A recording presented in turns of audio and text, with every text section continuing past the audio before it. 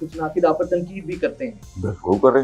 हाँ, 100 दफा मुझे तो ना तारीफ की कोई परवाह है ना तनकीद की। हसन निसार साहब बताएं कि उनके पास इतनी दौलत क्या है, उनका जरिया मुआश क्या है आके। फिर नेट पे बह के या जो भी सिस्टम है आजकल पता करो मैं टैक्स कितना देता हूँ। पहला दिन है उसका स्कूल जाने का मर्सिडीज के बोनेट पे। 30 साल की उम्र में मैंने घर बना लिया था। जियाउल की उस खबीस की उस दयूस की जेलें काटने के बाद मेरा अजीज तरीन दो बचपन का टीन एज का तो Hafeez Khan Punjab university students union का वो प्रेसिडेंट भी रहे हैं। तो उन्होंने क्या लानत भेज तू इस मुल्क का ठेका ले है। इधर रोबिया स्नैक बार ये नीचे के बाद साथ औरेगा सिनेमा मेन क्यों वहां से घर में अरेस्ट हुआ। ये वो गिवन टाइम पे अगर नहीं पहुंचा यार दोस्त को छूट है। मेरी आज तक कभी किसी पॉलिटिकल पार्टी के साथ बनी। मौलाना तारिक जमील साहब हैं कि अगर मैं किसी एक शख्स को सुनता हूँ टीवी पे वो हसन निसार साहब हैं। आप सब मुझे बेटों की तरह अजीज था जिसकी डेथ हुई।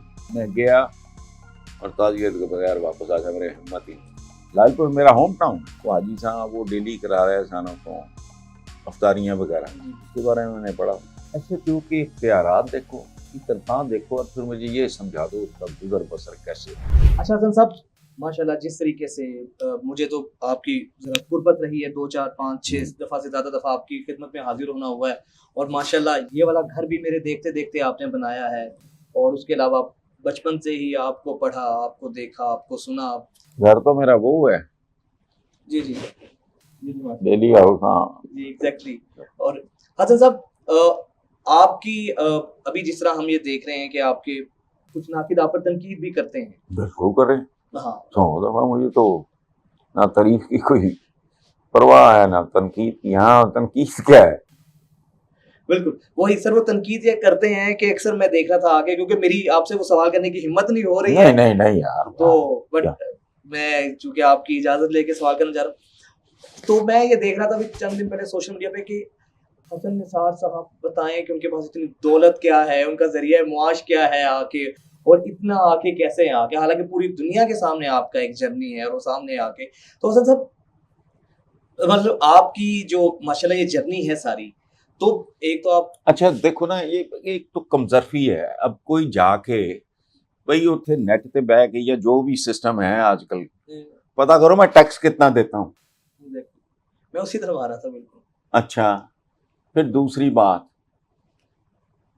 वो मोहम्मदा मेरी बेटी बिल्कुल वो देखो वो पीछे पहला दिन है उसका स्कूल जाने का मर्सिडीज के बोनेट पे। ये सबको पता है। He's माशाल्लाह 24 25 माशाल्लाह। तो आई हैड अ मर्सिडीज। 30 साल की उम्र में मैंने घर बना लिया था।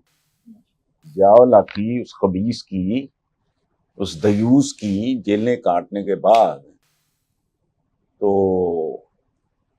आई had to leave the country financially. वो कहते ना कुब्बे नु लाता मैं देखो मैंने जो बताया ना जो मिलना हो मिल जाता है जो खोना हो खो जाता है। ऐसे ही। ठीक है वो सऊदी अरेबिया तो फिर वहां पे कितनी देर रहे सर आप? वहां मैं रहा तो 2 2.5 साल ही। लेकिन उसके बाद फिर उनके साथ वेंचर यहाँ हमने शुरू कर लिया। ये वो मेरा अजीज तरीन दो बचपन का टीन एज का तो Hafeez Khan Punjab university students union का वो प्रेसिडेंट भी रहे हैं। जावेद हाशमी कभी ना जीता अगर उसके ऊपर हफीज खान ना होता। उसका और जहांगीर बदर का मुकाबला था। वो अब कनाडा होता है। तो उन्होंने क्या लानत भेज तू इस मुल्क का ठेका ले है।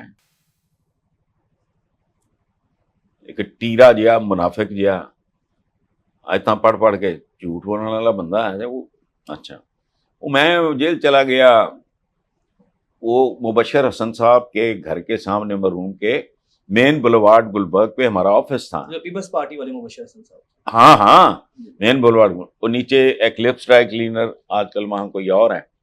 इधर रोबिया स्नैक बार ये नीचे के बाद साथ औरेगा सिनेमा मेन क्यों वहां से घर में अरेस्ट हुआ ये वो। अच्छा किराए चढ़ गए। You understand. मैं गुलबर्ग में मेन मार्केट में फ्लैट वहां रहता था। उसका किराया चढ़ फलाना ये वो सारा। अच्छा अब आप मालिक मकान है तो किराया लेना है। तू अंदर जा या बाहर जा भाई पे।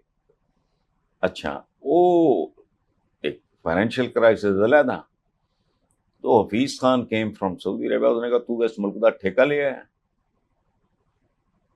लानत पेज जान लो थे। तो हम तो यूनिवर्सिटी में भी क्लास फेलोज थे, तो आई वेंट देयर, और मेरी तो बंदा सोच भी नहीं सकता, पाकिस्तानी ते चंगा जड़ा खांदा पींदा सी, उससे ज्यादा मेरी इनकम थी, तो खत्म हो गई बात। मॉडल टाउन में मैंने एक सेंटर में मैंने घर बना लिया। अब मेरा पैकेज गया ये, अब इन भड़मों को पता पता कुछ नहीं होता, तो अभी भागते रहते हैं। करो ना जाके, ए भी तो पता करो ना उठो कि मैं टैक्स कितना देना है। ऑब्वियसली एक तो डिक्लेयर्ड इनकम पे, डिक्लेयर, हाँ, बिल्कुल ऐसे। मुंह कभी लगाया नहीं किसी पॉलिटिशियन ने। जो लेट हो जाए रास्ते से वापस कर देता हूँ। कैसा है? कुछ कुछ चीजों का तो मैं भी यानी शाहिद हूँ, बड़े बड़े पॉलिटिशियन जो नो आए हैं नो पहले। नो, गिवन टाइम पे अगर नहीं पहुंचा, यार दोस्त को छूट है, फोन किया जी बस मैं बस रास्ते से वापस वापस। बल्कि मुझे याद है लास्ट में मेरे ख्याल से फवाद चौधरी साहब ओ यार छोड़ो तुम, क्या कोई भी हो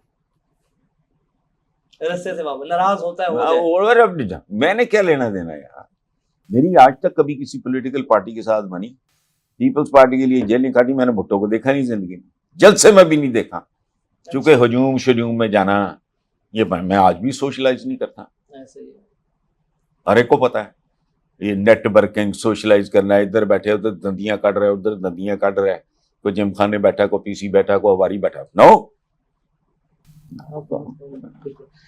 अच्छा आजम साहब, फिर कुछ शख्सियात की बात हो रही है तो दो तीन शख्सियात हैं जो जिनसे मैं मिलता हूँ, तो बड़ी आपकी उनके साथ और उनकी आपके साथ बड़ी मोहब्बत और अकीदत है।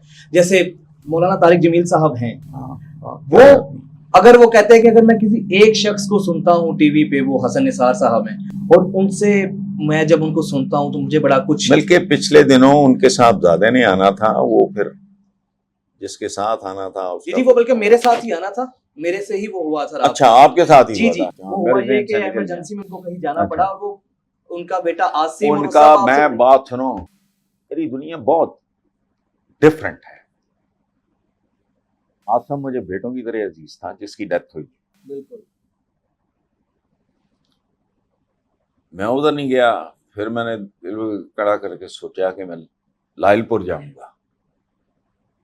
मैं गया और ताजियत के बगैर वापस आ गया, मेरे हिम्मत ही नहीं।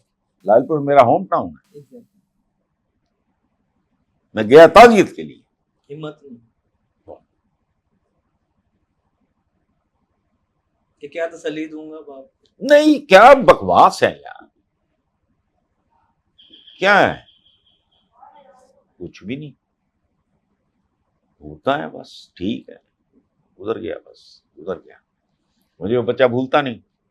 Last man he came to me, हाँ वो जब हम ये मेन के घर था हमारा, जो हमने बना बनाया खरीदा था, उस घर में लास्ट मेरी, और मैं इनके उधर भी गया था, तलम्बा। तो यार ये छोड़ो, अपनी अपनी दुनिया होती है, लगे ना, ये अजीबो गरीब लोग हैं। मैं हैरान होता हूँ, कोई बंदा हराम खा के, हाजी साहब ने, वो खुदाया, एक दो तीन चार रमजान पहले की बात है, मैंने इधर कहीं वो लिंक रोड के साइड पे, वो हाजी साहब वो डेली करा रहे सानों को अफ्तारियां वगैरह, उसके बारे में मैंने पढ़ा, क्या वो हराम ज्यादा यूटिलिटी स्टोर अब तो मेरे ख्याल बंद हो गए हैं ना। जी जी, अब तो पुरानी बात है, 3 4 5 साल पुरानी। वो हराम ज्यादा उनसे मिलके उनका माल, वो जीबोगरीब ही वारदात और करवा अफ्तारियां। हाँ, मुझे एक बात बताओ यार, आप इस मुल्क के पढ़े लिखे शहरी हो माशाल्लाह, ऐसे क्यों कि इख्तियारात देखो, उसकी तनख्वाह देखो, और फिर मुझे ये समझा दो उसका गुजर बसर कैसे हो। वो अच्छे स्कूलों में बच्चे भी पढ़ा रहा है, घर भी उसने बना लिया, वो कैसे हो गया? 1000 में एक आध होगा जिसकी शादी किसी ऐसे घर में हो गई, वो जो बड़े अदरवाइज तो अपने जैसों में ही Same शादी status. ब्याह होते हैं ना।